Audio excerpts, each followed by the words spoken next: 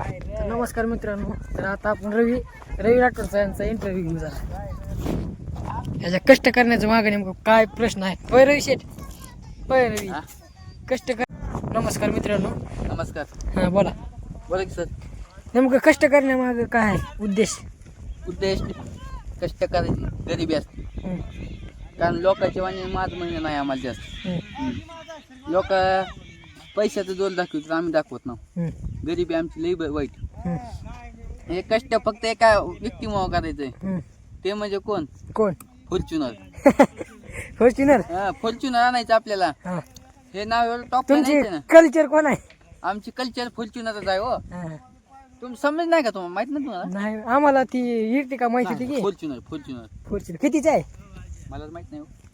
मग तुम्ही स्वप्न बघायला तुम्ही. ए स्वप्न 50 लाख गोळा करून ठेवलेत आम्ही. हो मग ती 55 लाख रुपये मध्ये येते म्हणायची. येते का? अजून 5 कमी आहे म्हण की मला. 5 लाख रुपये 2 महिन्यातून कोथिंबीरच्या गाड्या मोबाईल वाट लावले का आता? हा. पैसे होते होते का? होते तर. मग आणायची म्हणा की. हा रात दिस ध्यान तुझा. हा. रातच्या स्वप्नात सुद्धा फॉर्च्युनर दिसायली आता मला. हा.